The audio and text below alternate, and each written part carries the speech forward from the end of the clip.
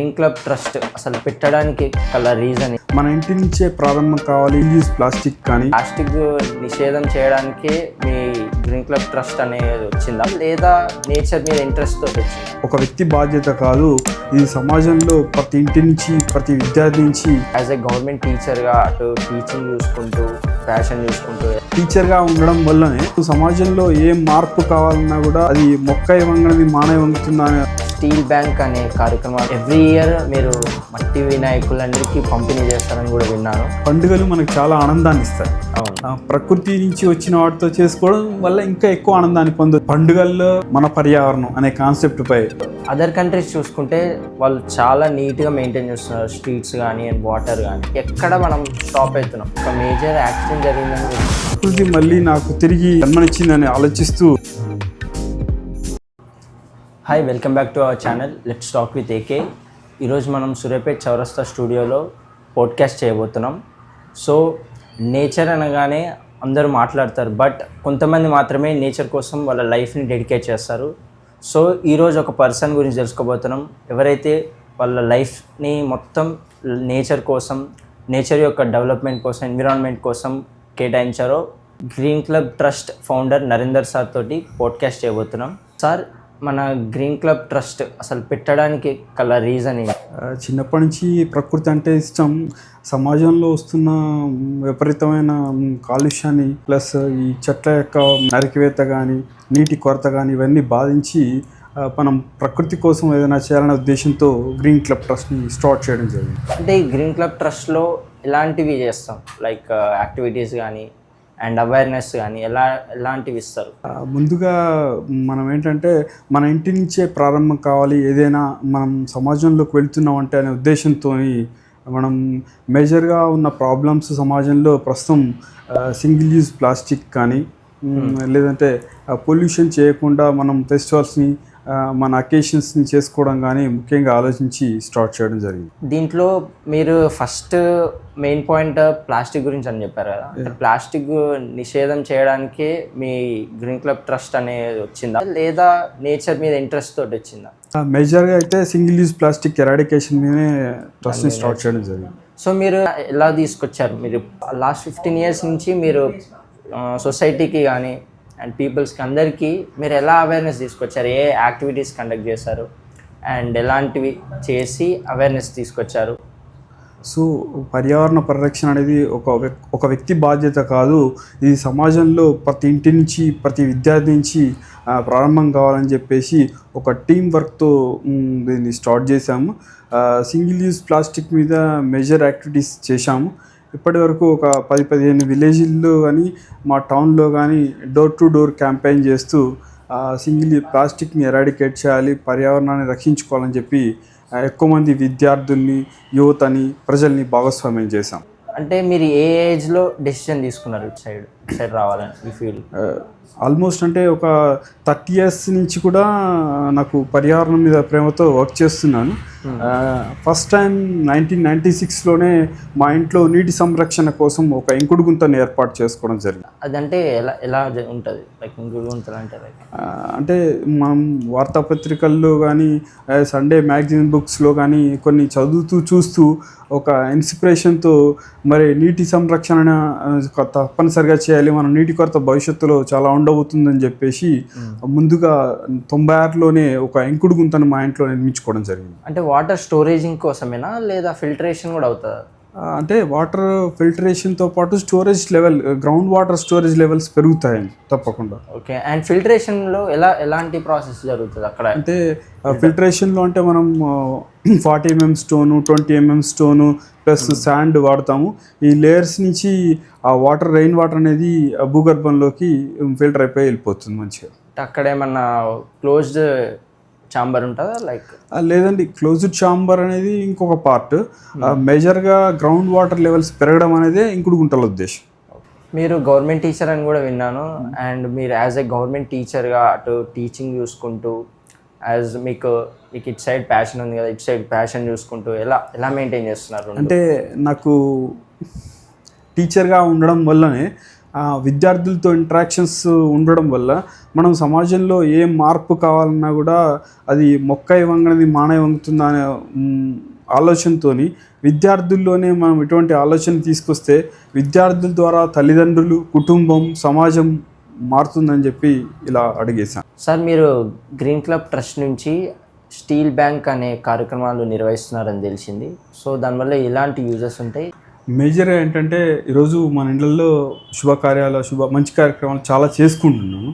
కానీ మనం అనారోగ్యకరమైనటువంటి single use ప్లాస్టిక్ని మన ఫంక్షన్స్లో ఎక్కువగా ఉపయోగిస్తున్నాము. సో మనం మన ఇంటికి అతిథుల్ని ఆహ్వానిస్తున్నాము, మనం మంచి శుభ కార్యక్రమం చేసుకుంటున్నాము. కానీ ఉపయోగించేవి ఒకసారి వాడి పారేసేటువంటి వాటిలో వాడడం వల్ల ఆరోగ్యానికి ఇబ్బంది కలుగుతుందనే ఆలోచనతో మా గ్రీన్ క్లబ్ ట్రస్ట్ నుంచి ఒక స్టీల్ బ్యాంక్ని తీసుకురావడం జరిగింది. సో ఈ స్టీల్ బ్యాంక్ ద్వారా ఏంటంటే మరి ఎవరింట్లో అయితే ఫంక్షన్స్ ఉంటాయో వాళ్ళు ఒకప్పుడు మనం టెంట్ హౌస్లకి వెళ్ళి తెచ్చుకునేవాళ్ళం చిన్నప్పుడు, మనకు అవసరం ఉన్నాయి అన్నీ కూడా. సో ఈరోజు మనం కిరాణా షాప్కి వెళ్ళి ఒకసారి వాడి పరేసి తెచ్చుకొని మన ఫంక్షన్ అయిపోయాక మిగిలే చెత్తని మరి జంతువులకి మన పారిశుద్ధ్యానికి ఇబ్బంది కలుగజేస్తున్నాం. అట్ ద సేమ్ టైం మన ఆరోగ్యానికి కూడా హాని కలుగజేసుకుంటున్నాం. అలా లేకుండా ఈ స్టీల్ బ్యాంక్ ద్వారా మనం ఎటువంటి హాని లేకుండా మనం తీసుకుపోయి వెళ్ళి తెచ్చివ్వడం ద్వారా పర్యావరణానికి ఎటువంటి నష్టం లేకుండా ఒక చెత్త అనేది క్రియేట్ కాకుండా తక్కువ కాస్ట్తోని మనకు సులభంగా మనకు ఆరోగ్యానికి మేలు జరిగే విధంగా, పర్యావరణానికి మేలు జరిగే విధంగా మేము అందజేస్తాం. లైక్ గ్లాసెస్ ఒక 5 రకాల ఐటమ్స్ అండి. Steel plate, water glass, tea glass, ఒక కప్, ఒక స్పూన్, ఇలా మేజర్గా ఫంక్షన్స్లో ఉపయోగపడే ఒక 5 రకాల ఐటమ్స్ని లైక్ ఫ్రీగా ప్రొవైడ్ చేస్తున్నారా? లేదండి, నామినల్గా దీనికి సంబంధించి మేము వేరే వాళ్లకు దీని ఇనిషియేటివ్ అప్పచెప్పడం జరిగింది. వాళ్ళు నామినల్గా మెయింటైన్ ఛార్జెస్ లాగా ఒక 1 రూపీ లాగా ఐటెంకి, అంటే బడ్జెట్ ఫ్రెండ్లీ అండ్ చాలా వరకు తగ్గింది. కేవలం దాని నిర్వహణకు, దాని పరిశుభ్రత కోసం మాత్రమే. మనం చూసుకుంటే మనకు ప్లాస్టిక్తో అయ్యేదానికంటే చాలా తక్కువ కాస్ట్ అవుతుందండి. ఎందుకంటే ఎంత లేదన్నా మినిమం ఇలా సింగిల్ యూజ్ ప్లాస్టిక్ కు కొన్ని వేల రూపాయలు ఫంక్షన్ నిర్వహణకి ఖర్చు పెడుతున్నారు. దాంట్లో కొద్ది స్థాయి ఖర్చుతోనే మనం మన ఆరోగ్యానికి, మన పర్యావరణానికి మేలు జరిగే విధంగా మా స్టీల్ బ్యాంక్ ఉపయోగపడుతుంది. సో చూసారు కదా వ్యూవర్స్, మన గ్రీన్ క్లబ్ ట్రస్ట్ నుంచి స్టీల్ బ్యాంక్ అని మీరు యూటిలైజ్ చేసుకోండి అండ్ మీకు తెలిసిన వాళ్ళకు కూడా చెప్పండి. సో ప్లాస్టిక్ని యూజ్ చేసేదానికంటే మనకి స్టీల్ యూజ్ చేసుకుంటే చాలా బెటర్. సో అటు నేచర్కి హామ్ కలగదు, అటు మనకి హామ్ కలగదు, బడ్జెట్లో వస్తుంది. So use the steel bank from green club trust. Sir, నేను విన్నాను లైక్ ఎవ్రీ ఇయర్ మీరు మట్టి వినాయకులని వాటిని నిర్వహించుకోవాలని అందరికీ పంపిణీ చేస్తారని కూడా విన్నాను. అండ్ సో ఆ యాక్టివిటీ అనేది ఎలా జరుగుతుంది? లైక్ సో మనం చెరువుల్ని కాపాడుకోవాలి, మన నదీ జలాలు శుభ్రంగా, మన చెరువులు శుభ్రంగా ఉండాలనే ఆలోచనతో ఒక సుమారుగా 16 సంవత్సరాల క్రితం సూర్యాపేటకు మట్టి వినాయకుల్ని మరి హైదరాబాద్ నుంచి తీసుకురావడం జరిగింది. మా గ్రీన్ క్లబ్ ట్రస్ట్ ద్వారా మొట్టమొదటిగా సూర్యాపేటకు మట్టి విగ్రహాలు చేరుకున్నాయి 16 సంవత్సరాల క్రితం.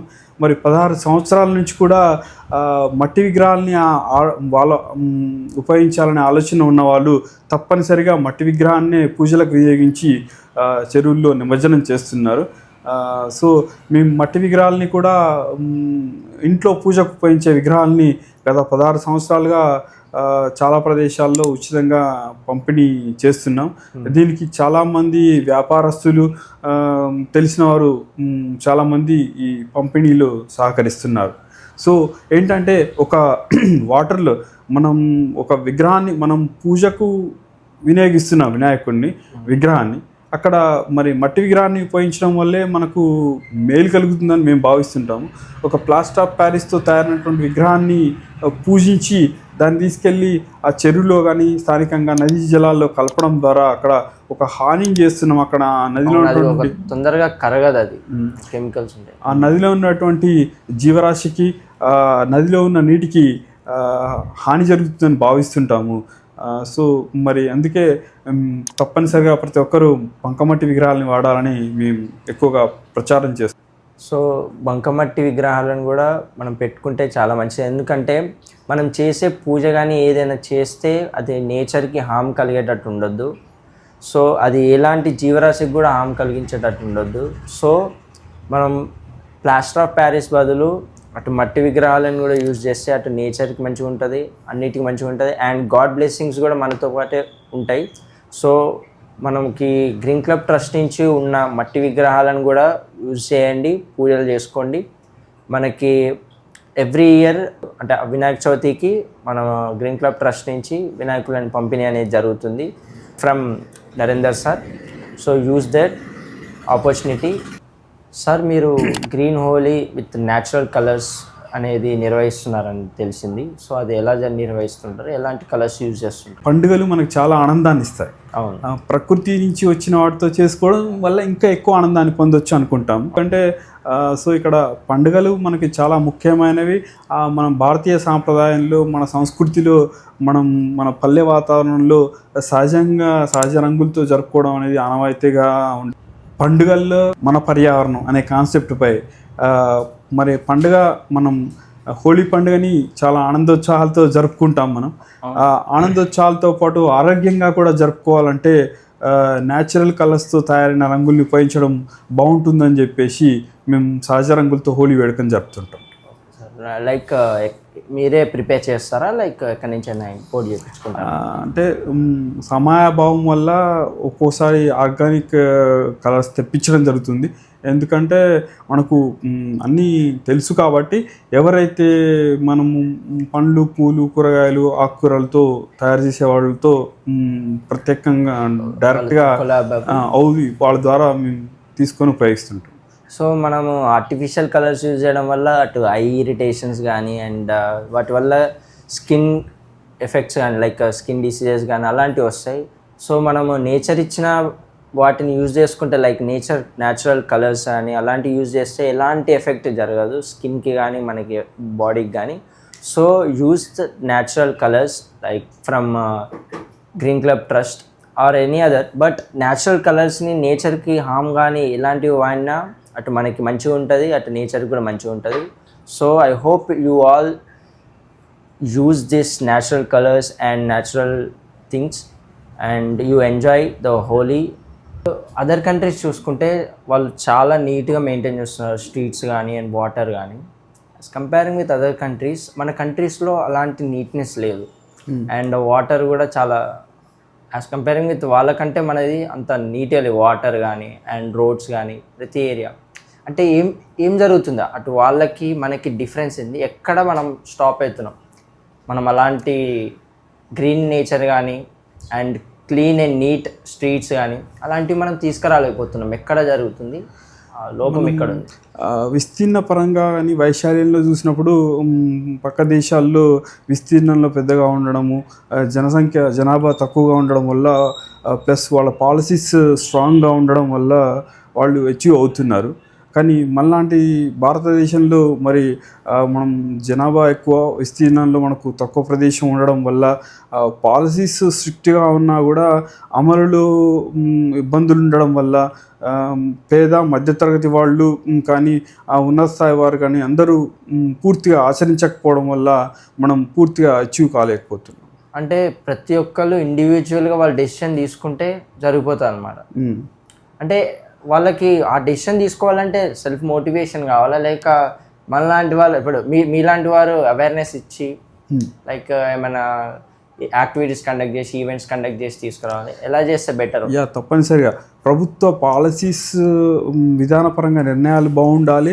ఎట్ ది సేమ్ టైం ప్రజల్లో మేము కూడా తప్పకుండా భాగస్వామ్యం కావాలనే ఫీలింగ్ లాగా ఎన్జిఓస్ కానీ మరి వాలంటీర్స్ కానీ స్వచ్ఛందంగా ముందుకు వచ్చి మన సమాజాన్ని మరి చాలా చైతన్యవంతంగా మనం పర్యావరణాన్ని పరిరక్షణ పట్ల ప్రతి ఒక్కరూ ఒక కాన్సన్ట్రేషన్తో, ఒక ఆలోచనతో, ఒక ఇంట్రెస్ట్తో ఉండడం వల్ల మార్పు జరుగుతుంది. మనం చూసుకుంటే ఇప్పుడు ప్లాస్టిక్ అనేది పెరిగిపోయింది కదా. సో ప్లాస్టిక్ వల్ల ఎలాంటి ఎఫెక్ట్స్ కానీ ఎలాంటి కాజెస్ జరుగుతాయి లైక్ నేచర్కి? మంచి ప్రశ్న అండి. మేజర్గా సింగిల్ యూజ్ ప్లాస్టిక్ వలనే ఈరోజు మన భూగోళానికి పెద్ద విపత్కర పరిస్థితులు ఉన్నాయని చెప్పి భావిస్తాం మేము. ఎలా జరుగుతుంది? ఎందుకు అంటే ఈజీగా యూజ్ చేసే విధానానికి అలవాటు పడిపోయిన పరిస్థితుల్లో మనం పూర్వకాలంలో ఇంట్లో నుంచి బయటకు వెళ్తున్నాం అంటే తప్పనిసరిగా చేతి సంచి తీసుకొని వెళ్ళాలనే ఆలోచనతో ఉండేది. ఈరోజు మనం బయటకు వెళ్తున్నాం అంటే మన ఫోన్ ఎక్కడ ఉంటుంది, బండి కీస్ ఎక్కడ ఉన్నాయని చూసుకొని బండి కీస్ ఫోన్తో పాటు బయటకు వెళ్ళిపోతున్నాం. ఒక పర్యావరణ స్పృహ ఉన్నప్పటికీ కూడా మరి పర్యావరణ స్పృహ తప్పనిసరిగా ఉన్నట్లయితే మనం బయటకు వెళ్తున్నాం అంటే చేతి సంచితోనే వెళ్ళాలనే ఆలోచన ఉండాలి. సింగిల్ యూజ్ ప్లాస్టిక్ కవర్ని అక్కడ రిజెక్షన్ చేసి మనం తీసుకెళ్ళిన చేతి సంచులోనే తీసుకొచ్చుకోవడం ద్వారా సమాజంలో చాలా పెద్ద మార్పు అనేది మనం తప్పనిసరిగా చూడవచ్చు.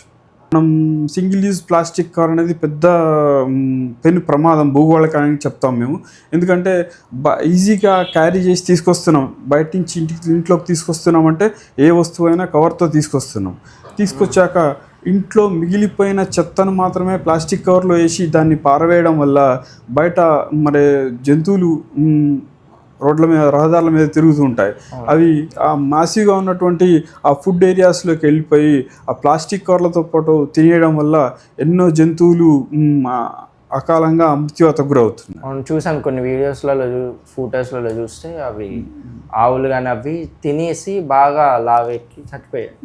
సో అంటే ఇలాంటి వాటికి ఎలాంటి అవేర్నెస్ తీసుకురావాలి మనకి? మేజర్గా మనం ఆ వీడియో చూసినంతసేపు మాత్రమే ఒక బాధకు ఒక ఇబ్బంది గురైనట్టుగా ఆలోచిస్తున్నాం. కానీ తర్వాత నా ఒక్కడి వల్లే మార్పు వస్తుందా, నేను మారితే మార్పు అవుతుందా, ఇది ప్రభుత్వాలు తీసుకొని మొత్తం నిషేధించాల్సిన అవసరం ఉందని ఆలోచిస్తున్నాం. కానీ మనం బాధ్యతగా అనాథ జీవుల్ని మనం మృత్యుకు గురి చేస్తున్నాము, మనం తప్పనిసరిగా ప్లాస్టిక్ కవర్ వాడొద్దనే ఆలోచనలో ప్రతి వ్యక్తిలో ప్రతి కుటుంబంలో ఉండాలని కోరుకుంటున్నాం. అండ్ మీరు ఇప్పటివరకు మీ ఎక్స్పీరియన్స్లో ఎలాంటి టైప్ ఆఫ్ ఈవెంట్స్ కండక్ట్ చేస్తారు అండ్ ఎంతమందికి మీరు చైతన్యం తీసుకొచ్చారు అండ్ మీ క్లబ్లో ఎంతమంది ఉండొచ్చు?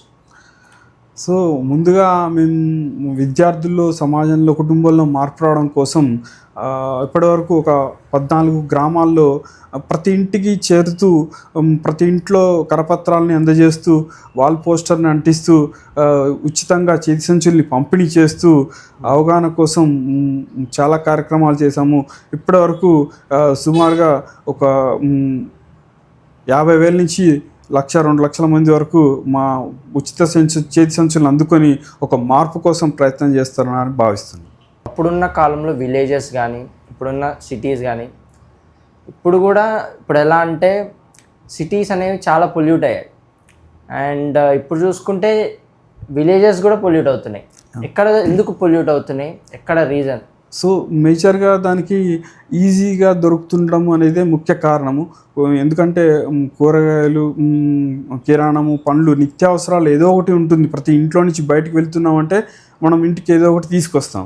సో అక్కడ ఆలోచనగా ముందుగా మనం చేతి సంచితో వెళ్ళాలి, కవర్లు తీసుకోవద్దనే ఆలోచన ప్రతి ఒక్కరిలో బలంగా ఉండాలి.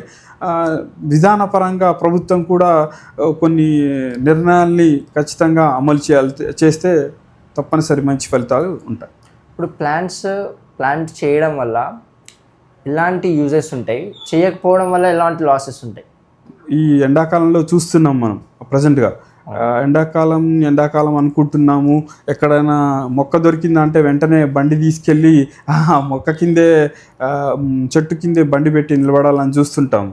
కానీ ఆ చెట్టు గురించి మళ్ళీ తర్వాత మన ఆలోచనలో ఉండకపోవడం చాలా బాధాకరం. ఎందుకంటే మనం కనీసం ప్రతి సంవత్సరం కూడా నా వంతుగా నేను ఎన్ని మొక్కలు నాటుతున్నా అనే ఆలోచన ప్రతి ఒక్కరిలో ఉండడం ద్వారా మనం మరి గాలి, నీరు, ఆహారం అన్నీ కూడా ప్రకృతి నుంచి, మొక్కల నుంచి పొందుతున్నాం అనే స్పృహ ఉండడం వల్ల మొక్కల అటవీ శాతము కానీ మొక్కలు పెంచే శాతం కానీ పెరుగుతుందని భావిస్తున్నాను. అవును, ఒకప్పుడు నా చిన్నప్పుడు చూస్తే చాలా వరకు ఉండేది చెట్లు. చాలా వరకు స్ట్రీట్ సైడ్స్ అన్నీ నరికేసినారు, లైక్ కాంప్లెక్సెస్ కట్టడానికి, షాప్స్ కట్టడానికి.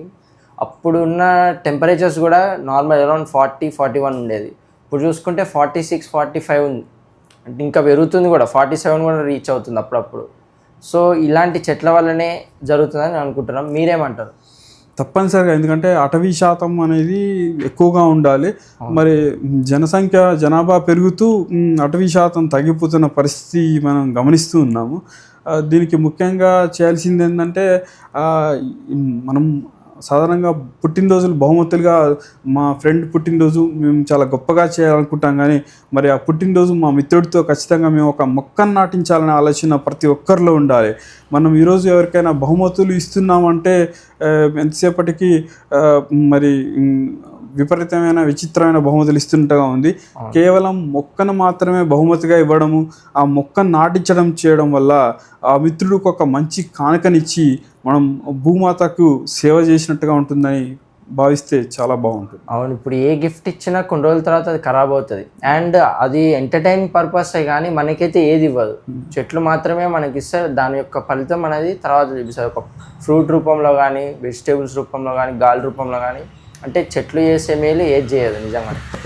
అండ్ ఇప్పుడు మనం చూసుకుంటే సొసైటీలో చాలా ఈ క్లబ్స్ వచ్చాయని ఎంతవరకు అవేర్నెస్ తీసుకొచ్చా మనకు తెలియదు. మన క్లబ్ వల్ల ఎంతవరకు తీసుకొచ్చారు అవేర్నెస్, అండ్ మన క్లబ్ ద్వారా ఎలాంటి హెల్ప్స్ జరుగుతాయి, అండ్ నేచర్కి ఎలాంటి లైక్ ఎలా అంటే ఇప్పుడు నేచర్కి తగ్గట్టు మనం ఇప్పుడు నేచర్ ఎఫెక్ట్ కాకుండా మనం ఏ రూపంలో చేస్తాం? మంచి ప్రశ్న అండి. మేము సుమారుగా ఒక 220 మంది సభ్యులు ఉన్నారు ఇప్పటివరకు మా క్లబ్లో. రాష్ట్రం మొత్తం వివిధ ప్రదేశాల్లో, దేశం మొత్తం వివిధ రాష్ట్రాల్లో కూడా అక్కడక్కడ మా సభ్యులు ఉన్నారు. సో ఒక క్యాలెండర్ ఆఫ్ ఈవెంట్స్ అనేవి తీసుకున్నాం మేము. మనకు పండుగలు ఎలా అయితే ఉంటాయో పర్యావరణ పరంగా కూడా ప్రాముఖ్యమైన రోజులు ఉన్నాయి. సో అట్లాంటి రోజులన్నీ కూడా మరి అందరూ మన ఇంట్లో మన పుట్టినరోజులు, మన పెళ్లి రోజులు అనేవి ఎంత ముఖ్యంగా భావిస్తారో, కానీ మనం గాలి, నీరు, ఆహారం ఇచ్చే పర్యావరణ దినోత్సవాలు, మరి మనకు ప్రకృతికి మేలు చేసే రోజుల్ని కూడా మనందరం తప్పనిసరిగా చేసుకోవాల్సిన అవసరం ఉందని చెప్పి భావిస్తూ ఇప్పటి వరకు మా క్లబ్ తరఫున 200 పాఠశాలలో పైన మేము పిల్లలకి ఎస్ఏ రైటింగ్ కాంపిటీషన్స్ కానీ, ఎలక్యూషన్స్ కానీ కండక్ట్ చేస్తాము. వేలాది విద్యార్థులు మా కార్యక్రమాల్లో పాల్గొని వారు బహుమతులు అందుకునేటువంటి పరిస్థితి ఉంది ప్రతి సంవత్సరం కూడా. ఇంతేకాకుండా మరి చాలా పాఠశాలల్లో elocution, essay writing, drawing competitions, అవగాహన కార్యక్రమాల్ని నిర్వహిస్తున్నాము. జిల్లా కలెక్టర్ గారి సహకారంతో కూడా, గతంలో ఉన్నటువంటి కలెక్టర్లైన ఎవరైనా అందరూ మంచి సహకరిస్తారు. ప్రభుత్వ అధికారుల సహకారంతో ప్రభుత్వ పాఠశాలలో విద్యార్థులకు అవగాహన కార్యక్రమాలు సుమారుగా ఒక 50,000 మంది నుంచి 60,000 మంది విద్యార్థుల వరకు ఇప్పటివరకు మా యొక్క అవగాహన కార్యక్రమాల్లో పాల్గొంటారు. అండ్ మీకు ఒక మేజర్ యాక్సిడెంట్ జరిగింది, సో అది ఎలా జరిగింది, అసలు దాని రీజన్ ఏంటి? అవునండి, నేచర్కి ఇచ్చినటువంటి ప్రాధాన్యతతో నా పుట్టినరోజు సందర్భంగా విద్యార్థులందరికీ కూడా మొక్కలు అందజేయడం కాదు, వాళ్ళ విద్యార్థుల ఇంటికి వెళ్ళి మొక్కలు నాటడం వల్ల మా సారు మా ఇంటికి వచ్చి చెట్టు నాటాడని సంరక్షిస్తారనే ఆలోచనతో జిల్లా అటవీ అధికారితో అనుకోకుండా బైక్ మీద వెళ్తున్న ప్రమాదంలో రోడ్ యాక్సిడెంట్ జరిగింది. ఓకే, జరిగాక ఎలా కోరుకున్నా? సో మరి ప్రకృతి ఆశీస్సులు ఉన్నట్టుగానే భావిస్తూ ఒక సుమారు 45 రోజులు కోమాలోకి వెళ్ళడం జరిగింది. మరి ఆ కోమా నుంచి వచ్చాక ఒక 100 days తర్వాత నా జాబ్లో నేను జాయిన్ అయిన తర్వాత ప్రకృతి మళ్ళీ నాకు జన్మనిచ్చిందని ఆలోచిస్తూ గతంలో చేసిన కార్యక్రమాల కంటే ఎక్కువ ఉత్సాహంగా ఇంకా ఎక్కువ కార్యక్రమాలని రూపొందిస్తూ చైతన్యవంతం కావడం జరిగింది. అండ్ ఇప్పుడు చూసుకుంటే వెజిటేబుల్స్కి అన్నిటికీ ఫర్టిలైజర్స్ వేస్తున్నారు, కెమికల్స్. సో దానివల్ల మనం తీసుకుంటే ఆ ఫుడ్ మనకి క్యాన్సర్ కాజ్ చేస్తుంది. సో అటు చెట్లను పెంచుతున్నారు, బట్ ఆ పెంచే విధానం కూడా కెమికల్స్ యూజ్ చేసి పెంచుతున్నారు. సో న్యాచురల్గా ఎలా పెంచాలి, సో ఇవి ఫర్టిలైజర్స్ అవి వాడకుండా న్యాచురల్గా ఎలా పెంచాలి, ఎలా తీసుకురావాలి, నెక్స్ట్ అవేర్నెస్. ఒకప్పుడు మన గ్రామీణ వాతావరణం, మన పల్లెల్లో మరి పూర్తిగా పశువుల పేడ ఆధారంగా ఇంట్లో మిగిలిన పశువుల వ్యర్థాలని కానీ, గడ్డి కానీ ఇవన్నీ తీసుకెళ్ళి మనం ఇంటి వెనకాల ఎక్కడ కుప్పలో వేయడం వల్ల మనకు ఒక మంచి ఎరువులాగా తయారయ్యేది. మనకు పంటలు మొదలుపెట్టుకునే కాలంలో ఆ ఎరువునే మనం సహజంగా వాడేవాళ్ళం. కానీ నేడు మొత్తం కూడా కృత్రిమంగా రసాయనిక ఎరువుల్ని వాడుతున్నాము. సో దీనివల్ల పంట దిగుబడి పెరుగుతుందో కానీ భూమికి చాలా నష్టం జరుగుతుంది. మనకు కూడా ఆరోగ్యపరంగా మంచి ఆహారం మనకు అందదు. ఎందుకంటే ఏదైతే న్యాచురల్గా లభించేటువంటి ప్రకృతి ద్వారా లభించేటువంటి సహజ వనరుల ద్వారా మొక్కలు కానీ వ్యవసాయం కానీ జరిగితేనేమో దాంట్లో ఎటువంటి కెమికల్స్ ఫెర్టిలైజర్స్ ఉండవు. మరి అటువంటి సహజంగా పండిన ఆహారాన్ని తీసుకుంటే మనం బాగుంటాము.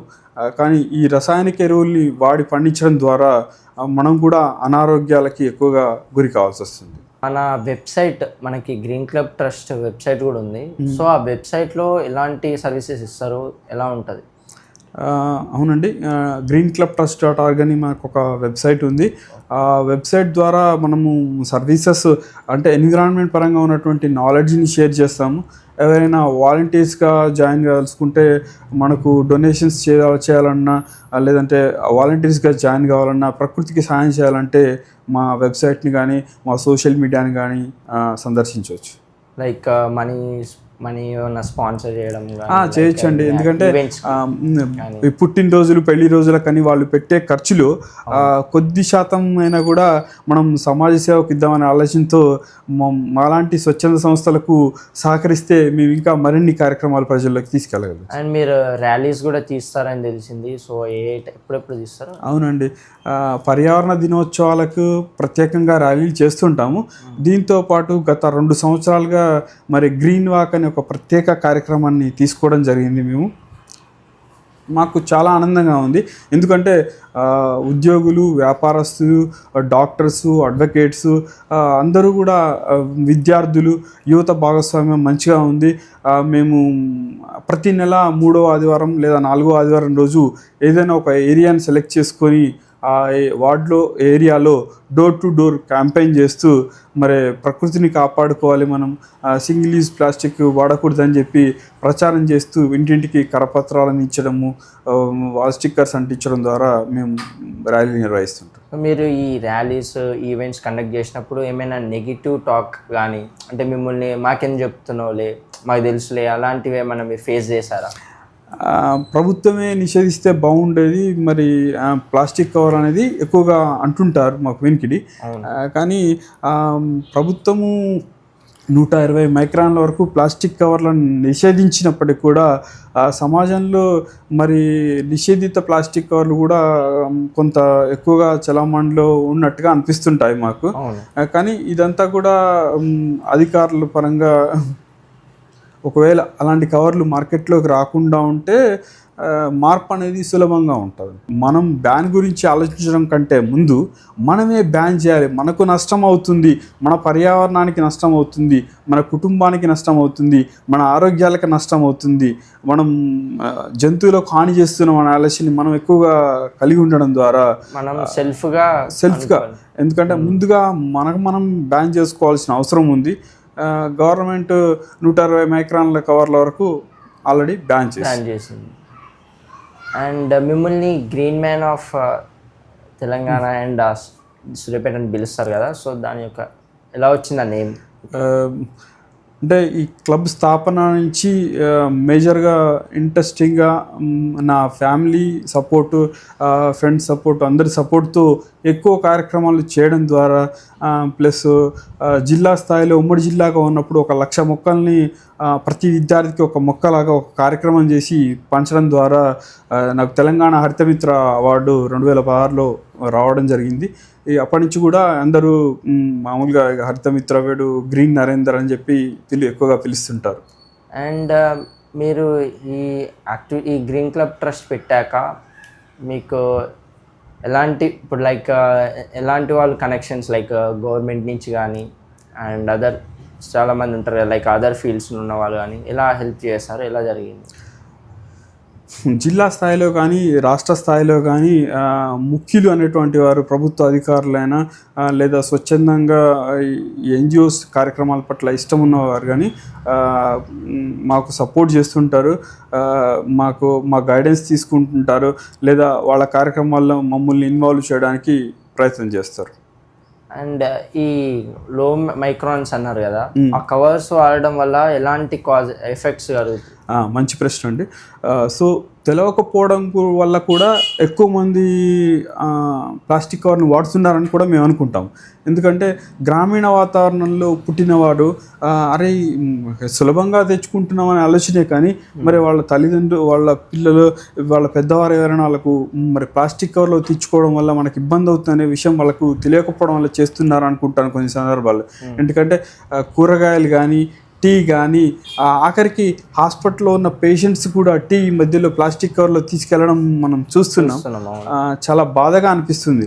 ఎందుకంటే ప్లాస్టిక్ కవర్లో టీ, సాంబార్ కానీ, వేడి కూరలు, ఆహార పదార్థాలతో చదువుకొని వారు అనేది కాదండి, అందరూ కూడా ప్లాస్టిక్ కవర్లో ఆహార పదార్థాలను తీసుకెళ్తున్నారు.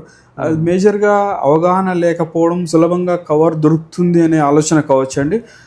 కానీ మనకు వేడి పదార్థాలు ప్లాస్టిక్ కవర్లో పోసి కొద్దిసేపు ఉంచినట్లయితే మైక్రో ప్లాస్టిక్స్ అన్నీ కూడా ఈ టీలో కానీ, ఆ కూరల్లో కానీ కలిసి డిజాల్వ్ అయ్యి మన కడుపులోకి వెళ్ళి మనకు భవిష్యత్తులో అనారోగ్యాలకు గురయ్యే అవకాశాలు ఎక్కువగా ఉన్నాయి. క్యాన్సర్స్ అలాంటివి కూడా. అవునండి, క్యాన్సర్ లాంటి ప్రమాదకరమైన వ్యాధులు, ఆరోగ్య సమస్యలు చాలా వచ్చే అవకాశం ఉంది. కానీ వాళ్ళు తీసుకోగానే సమస్య వస్తే ఎక్కువ మంది వదిలేసే వాళ్ళు ఏమనుకుంటాను నేను.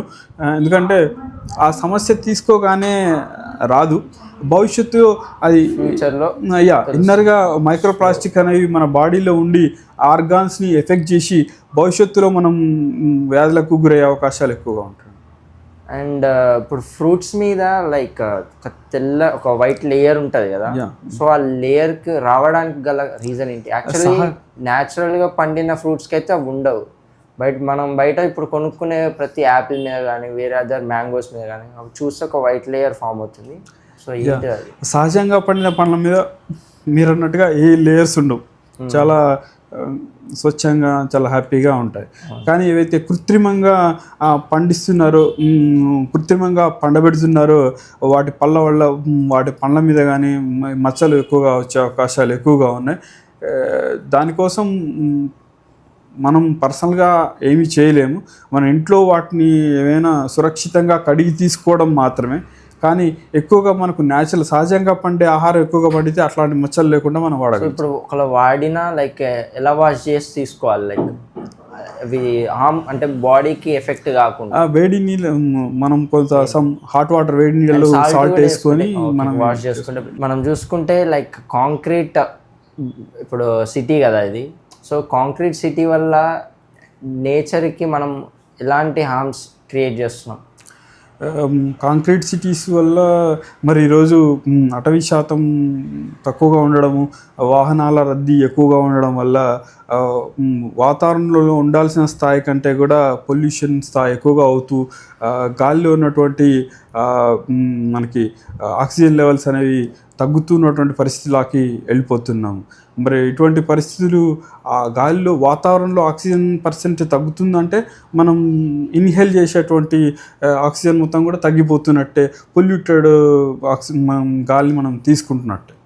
అండ్ ప్లాస్టిక్ని నిషేధించడానికి ఒక మంచి రీజన్ చెప్పండి. లైక్ త్వరగా అయిపోయే ఒకటి, లైక్ ఎలాంటి ఐడియాస్ అంటే మనం ఇంటి నుంచి సంచితో బయలుదేరడం దానికి సింపుల్ ఐడియా. అంటే మనం యూజ్ చేసే న్యాచురల్ బ్యాగ్స్ తీసుకెళ్ళి మనం, ఎందుకంటే ట్రాన్స్పోర్టేషన్లో కూడా మనం క్యారీ చేసేటప్పుడు బ్యాగ్ ద్వారా, క్లాత్ బ్యాగ్ ద్వారా కానీ, జూట్ బ్యాగ్ ద్వారా కానీ క్యారీ చేయడం బాగుంటుంది. ప్లాస్టిక్ కవర్ వాడితే మనము ట్రాన్స్పోర్ట్ కూడా ఈజీ కాదు, కవర్ చిరిగిపోయే అవకాశాలు ఉన్నాయి. మనం తీసుకెళ్ళేటువంటి తిని పదార్థాలు, పండ్లు కావచ్చు, కూరగాయలు కావచ్చు, తెగి కూరగాయల కవర్ నుంచి, ప్లాస్టిక్ కవర్ నుంచి కింద పడుతున్నాయి. కానీ మేము కొన్ని సంస్థల్లోకి వెళ్తే ప్లాస్టిక్ కవర్లు పూర్తిగా బ్యాన్ అయిపోయి అక్కడ సంచుల్ని కొనుక్కొచ్చుకుంటున్నారు. కానీ ఒక సాధారణమైన నిరుపేద బండి వద్దకు వచ్చినప్పుడు నువ్వు కవర్ ఇస్తేనే మా దగ్గర కొంటున్నారు సార్, అందుకే మేము కవర్లు ఇవ్వాల్సి వస్తుంది సార్ అని చెప్తుంటారు కొన్ని బండ్ల వాళ్ళు. ఈ ఏజింగ్ త్వరగా అవుతుంది ఈ రీసెంట్ జనరేషన్స్లో. వాళ్ళకి లైక్ ఆక్సిజన్ ప్రాబ్లం వలన లైక్ ఎలాంటిది? అది ఆక్సిజన్ ప్రాబ్లం కాదు. సో మనం తినేటువంటి ఆహారం జంక్ ఫుడ్ కావచ్చు, లేదా సహజంగా దొరికే ఆహారం కాకుండా ఎక్కువగా నోటికి రుచికరమైన ఆహారాన్ని ఎక్కువగా తీసుకోవడం వల్ల ఇలా జరుగుతుంది. Fast foods. సహజ ఆహారాన్ని తీసుకుంటూ మనం కొద్దిపాటి వ్యాయామాలు చేస్తే మనం చాలా ఆరోగ్యంగా హ్యాపీగా ఉండగలుగుతాం. అండ్ ఇప్పుడు యూత్, మీరు మెయిన్ ఫోకస్ యూత్ కదా, సో యూత్కి ఎలాంటి మెసేజెస్ అండ్ అవేర్నెస్ టిప్స్ ఏమైనా చెప్పగలుగుతారా, లైక్ నేచర్ని కాపాడుకోవడానికి? మనం యూత్ అంటే రెస్పాన్సిబిలిటీ, మనం ఒక బాండింగ్ ఎలా ఉండాలంటే నేచర్తో యువతకి, మనం ప్రకృతి నుంచి వచ్చాము, ప్రకృతిలోకి వెళ్తాము, సో ప్రకృతిని మనం రక్షించుకోవాలనే లాజిక్ ఉండి చేయడం ద్వారా మనం భవిష్యత్ తరాలని రక్షించుకోగలుగుతాం అనే ఫీలింగ్ ఉండాలి. ఈరోజు సోషల్ మీడియా ద్వారా మరి చాలా యాక్టివ్గా ఉంటున్నటువంటి యువతను చూస్తే మనం ఆ సోషల్ మీడియా ద్వారానే యువతలో ఎక్కువ మార్పు వస్తుందని ఆశిస్తున్నాం. సో చూసారు కదా ఆడియన్స్, లైక్ మనం నేచర్ని ఎలా కాపాడుకోవాలి, మనం వచ్చిందే నేచర్ నుంచి, అండ్ మనం ఫైనల్గా మనం వెళ్ళేది కూడా నేచర్లోకే. అండ్ మనకి లైఫ్ ఇచ్చిన నేచర్ని మనం ఎలా కాపాడుకోవాలి అండ్ ఎలా ఉండాలి, అండ్ నేచర్కి మనం ఏ విధంగా ఇవ్వాలి, మన యొక్క రెస్పాన్సిబిలిటీ ఎలా ఉంటుంది లైక్ ఫర్ నేచర్ అనేది మనం డిస్కస్ చేసాం.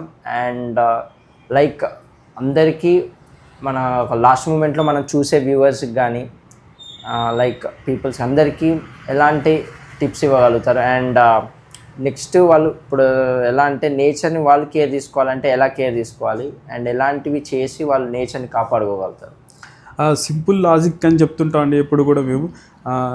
గాలి, నీరు, ఆహారం ప్రకృతి నుంచి వస్తుంది. మనం ప్రకృతి నుంచి భూమి మీదకి వచ్చాం. సో ఆ గాలి, నీరు, ఆహారాన్ని రక్షించుకోవడానికి మనం ఎక్కడికి వెళ్ళి ఏం చేయాల్సిన అవసరం లేదు. మనం మన దినచర్యలో భాగంగా మనం చేసేటువంటి ప్రతి కార్యక్రమంలో మనం నేచర్కి హామ్ చేస్తున్నామా, ఏమైనా మనం చేసే పని ప్రకృతికి నష్టం కలిగిస్తుందా, అలా ఆలోచించుకోగలిగితే యువత తప్పకుండా మారుతుంది. ఎందుకంటే యువత దేశ భవిష్యత్తు అంటారు. సో ఎందుకంటే దేశ భవిష్యత్తును కాపాడాలంటే యువతరం ఖచ్చితంగా ప్రకృతి గురించి ఆలోచిస్తూ చేసే ప్రతి పనిలో ప్రకృతికి నష్టం కలగకుండా చూసుకోవడం సరిపోతుంది.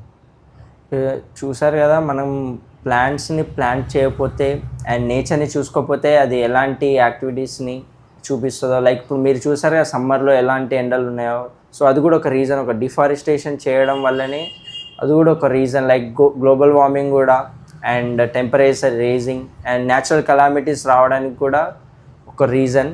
సో మనం నేచర్ని ఎలా కాపాడుకుంటే నేచర్ అలా మనతోటి బిహేవ్ చేస్తుంది. సో మన ఛానల్ నుంచి మనం ఇచ్చే ఐడియా ఏంటంటే, అందరూ మీ వల్ల అయినంత వరకు ప్లాంట్స్ని ప్లాంట్ చేయండి, అండ్ ఉన్న ప్లాంట్స్ని రక్షించండి, కొట్టేయకండి. కొంతమంది ఇంట్లో ఆకులు పడుతున్నాయని వాటికి చిన్న చిన్న రీజన్స్కి చెట్లను కొట్టేస్తున్నారు. సో చెట్లను చదువుకుంటే లైక్ అది మీకు ఫుడ్ రూపంలో, లైక్ వెజిటేబుల్స్ రూపంలో కానీ, ఫ్రూట్స్ రూపంలో కానీ, గాలి రూపంలో కానీ, మల్టీ వేరియస్ వేస్లో మనకి అవి హెల్ప్ చేస్తుంది. సో మీరు నేచర్ని ఇప్పటి నుంచి మీరు కాపాడుకుంటారని I hope that. So I hope you enjoy this podcast with Narender sir, the founder of Green Club Trust.